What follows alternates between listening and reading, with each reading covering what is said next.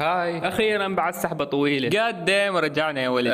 رجعنا من البارحه بس يعني رسميا. المهم بما ان الكل حكى على نام جون وصار الميز الجديد بدال نام جون، حرفيا نام جون صار ترند واحنا كالعاده نركب قطار الترند متاخرين ما ادري ليش. المهم حبيت انطي رايي بعد ما نزل الاغنيه الجديده اللي هي تسيل الاسلام. قد دام كل المسلمين حرفيا حكوا عليه وهواي من معجبينه برروا له وقالوا الاغنيه اصلا ما تقصد الدين، الاغنيه تحكي على الدين لان هو اصلا عنوان الاغنيه دين سيء وكلمات الاغنيه واضحه وضوح الشمس، يعني مستحيل يتبرر لهذا. بعض من المتابعين لا شنو بعض تقريبا 73% من العرب اللي يتابعونه تركوا اغاني وتركوا هو بكله. المهم متابعين القدماء يعرفوني 1% بس انطي حق العنوان الصوره المصغره و99% من الفيديو حرفيا ما له شغله بالفيديو ولا اصلا. فيب لازم اغير هاي العاده واحط الفيديو كله يتعلق بالفيديو. قد دام ايش دام غلطان. المهم ما عليكم نرجع للموضوع الرئيسي اللي هو مستر سلبوحه. شنو الغايه الكونيه من هاي الاغنيه يعني اذا ما كانت تقصد الدين؟ طبعا طبيعي مستر سلبوحه هو ملحد وطبعا اغلب متابعينه من البنات واغلبهم مراهقات او اطفال، فهو يحاول يستدرج مشاعر الجمهور مالته، يعني يستدرجهم للالحاد شوي. ما اعرف اذا كانت هاي مؤامره ما. المهم مستر سلبوحه هاي مو اول مره يسيء بها للاسلام، يعني الفرقه لها سوابق ثانيه هواي. يا شيخ ما دا افهم مشكلتهم ويا الاسلام. هيل نو ما دا اصدق هذا اللي يدعم المثليه يظهر بوجه البريء امام الكاميرا لكن بداخله الكثير من الاحقاد والحقودين والمحتقدين. اوكي كافي زود. المهم ادري بعضكم راح ينزعج من هذا لكن هذا رايي الشخصي بالنهايه. يجوز رايكم مختلف بس ما اعتقد مختلف هواي، لان هو بداخله يدري انه اساء للاسلام وهو يقول انه مو مقصود. فعلته هاي لازم يعتذر. قاد دام والمشكله رفض الاعتذار وهذا اللي خلى جمهوره غاضب اكثر. المهم اشمر رايك بكومنت على مود اغلس علي. صح الفيديو قصير بس هاي كبدايات بس.